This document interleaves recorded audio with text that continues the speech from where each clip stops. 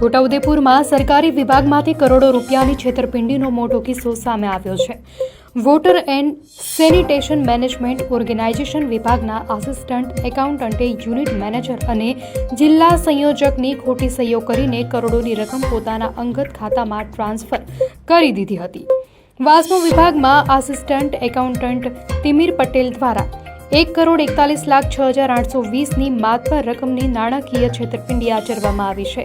તિમિર પટેલે તારીખ 8/11/2024 થી 16/10/2025 દરમિયાન વિવિધ સરકારી ગ્રાન્ટની રકમને યુનિટ મેનેજર અને જિલ્લા સંયોજકની ખોટી સહીઓ કરીને પોતાના વ્યક્તિગત ખાતામાં જમા કરાવી હતી। જો કે આરોપી આસિસ્ટન્ટ એકાઉન્ટન્ટે ₹10,97,500 પરત જમા કરાવ્યા હતા, પરંતુ બાકી રકમ ₹1,30,09,320ની છેતરપિંડી અંગે છોટાઉદેપુર પોલીસ મથકે સત્તાવાર ફરિયાદ નોંધાવવામાં આવી છે। પોલીસે આ મહાઠગાઈની ફરિયાદના આધારે આસિસ્ટન્ટ એકાઉન્ટન્ટ તિમિર પટેલ સામે કાયદેસરની કાર્યવાહી હાથ ધરી છે અને વધુ તપાસ ચલાવી રહી છે।